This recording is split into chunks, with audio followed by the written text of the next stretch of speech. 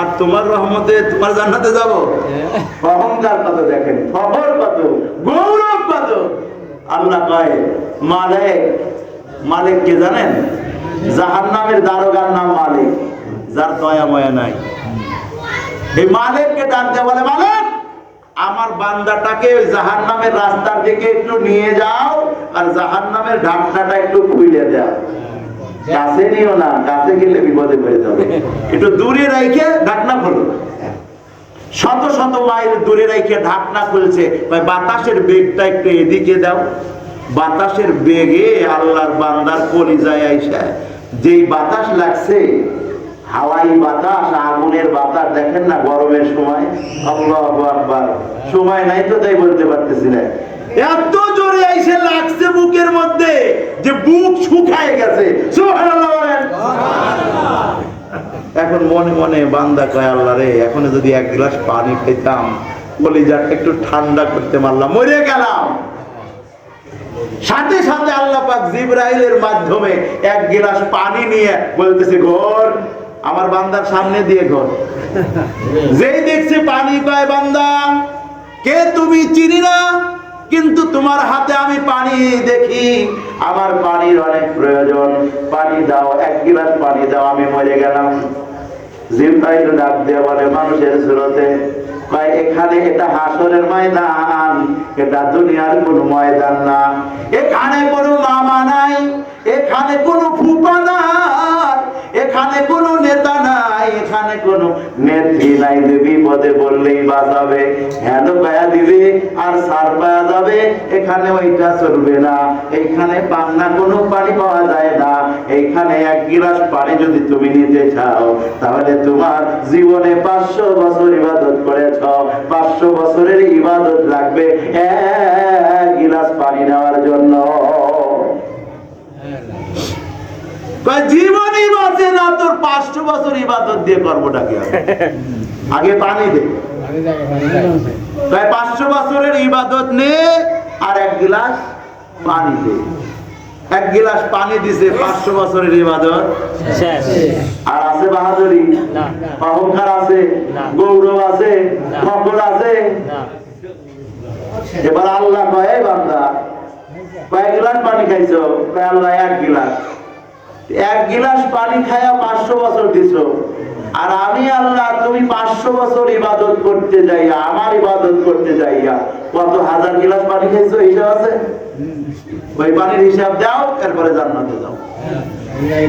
এক গিলাসে যদি 500 বছর যায়, তাহলে হাজার হাজার গিলাসে 500 বছর যাবে। উপায় আছে? এটা গাঁজা করি গল্প না, কিন্তু হাদিসের কথা বলতেছি। এক গিলাস পানিতে 500 বছর বান্দায় সেজদায় পড়ে গেছে, চোখ দিয়ে টপ টপ টপ টপ করে পানি ঝরতেছে, আর বলতেছে আল্লাহ বুঝি নাই, বুঝি নাই, তোমার রহমত ছাড়া কোনো উপায় নাই। আমি আমার ইবাদত দিয়ে তোমার জান্নাতে যাইতে চাই না, আমি তোমার রহমতে আর তোমার জান্নাতে যাইতে চাই। এই কথা সোজা হয়েছে। ওর তো 500 বছর ছিল, আমার 500 বছরের আছে। হ্যাঁ, ওর তো 500 বছরের ছিল, এজন্য বাহাদুরি ছিল। আমার 500 বছরের আছে, আছে। আল্লাহু আকবার, আল্লাহু আকবার, আল্লাহু আকবার। আমার আল্লাহ বলেন, বান্দা আমি আল্লাহ ভালোবাসা আদর করে বানাইছি, জাহান্নামে যাওয়ার জন্য বানাই নাই রে বান্দা। ও বান্দি, বান্দা বান্দি, তোদেরকে দেখ আমি কত জোড়ায় জোড়ায় বানাইলাম। একা একা থাকতে ভালো লাগবে না এমন গোটা পৃথিবীর মধ্যে, এই জন্য আমি জোড়া বানাই দিলাম। হাওয়া আলাইহিস সালাম, মনে আছে ইতিহাস জানেন? জান্নাতের মধ্যে আমার বাবাকে বানাইছিল আগে আদম বাবা। কোন বাবা? আমাদের বাপের নাম কি? আমার বাপ কোথায় ছিল? কথা বলেন না কেন? কোথায় ছিল? সর্বপ্রথম আল্লাহ পাক বানাইয়া জান্নাতের মধ্যে ঢুকাই দিয়েছে। আদম কয় একলা একলা ভালো লাগে না। আল্লাহ কয় আমিও বুঝেছি তোর ভালো লাগবেও না, তুই একটু ঘুমা, আমি তোর কিছুর ব্যবস্থা করতেছি। আদম ঘুমাইছে, আল্লাহ পাক আদমের বাম পাজরের হাড্ডি দিয়ে হাওয়া আলাইহিস সালামকে বানাইয়া আদমের সামনে বসাইয়া রাখতে, সাজাইয়া বোঝাইয়া। আল্লাহু আকবার, আল্লাহু আকবার, আল্লাহু আকবার। জান্নাতি পোশাক দিয়ে সুসজ্জিত কইরা আদমের কাছে রাইখে দিছে। আদম ঘুম থেকে জায়গায় উঠে কয়েক হাত দিতে চায়, শুইতে চায়, ধরতে চায়। আদম মনে করে ওই যে আমি মনে মনে বলছিলাম আমার একা একা ভালো লাগে না, একটা সঙ্গিনী দরকার, আমার আল্লাহ বানাই দিছে।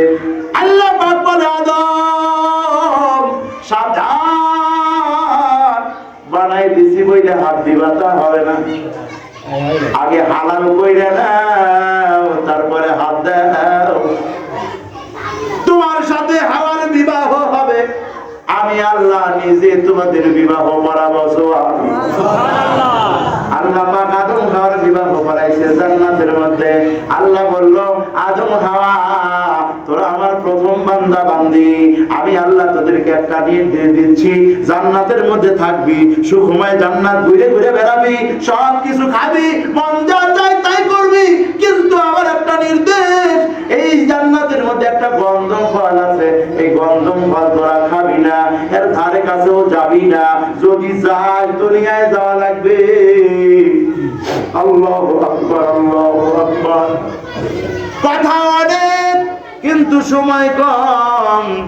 আল্লাহ রাব্বুল আলামিন হাওয়া আলাইহিস সালাম আর আদম আলাইহিস সালামকে জান্নাতের মধ্যেই রাখছিল।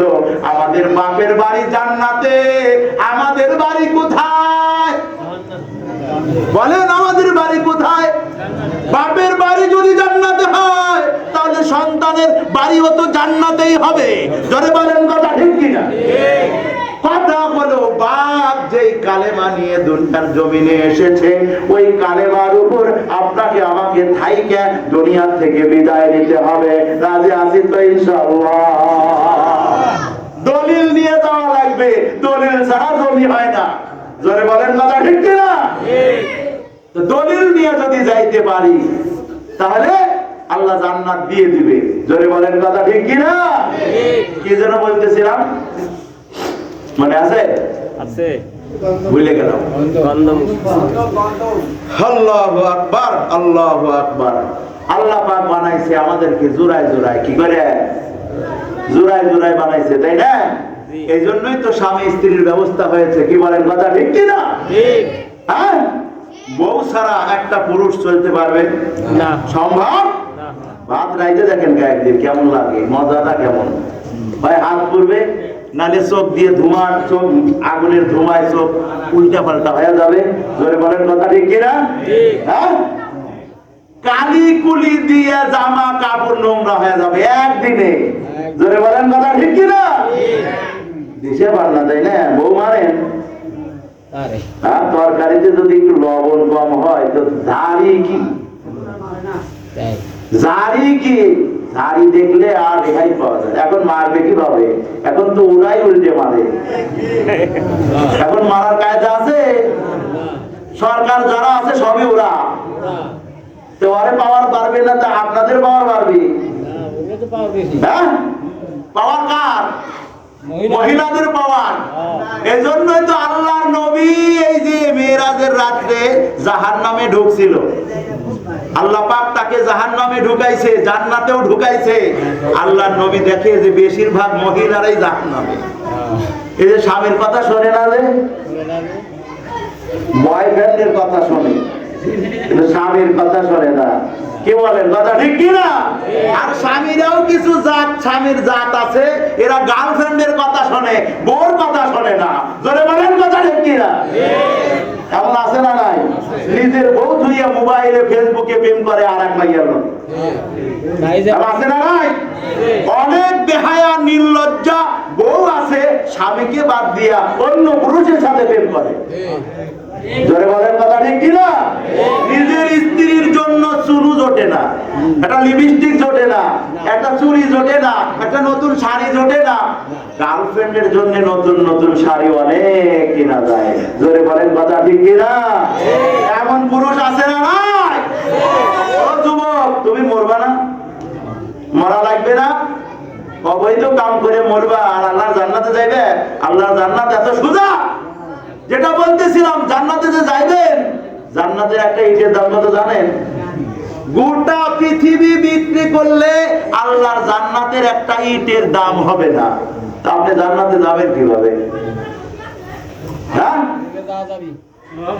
আল্লাহু আকবার, আল্লাহু আকবার। এজন্য বলতেছিলাম আল্লাহর রহমত ছাড়া আল্লাহর জান্নাতে যাওয়া সম্ভব।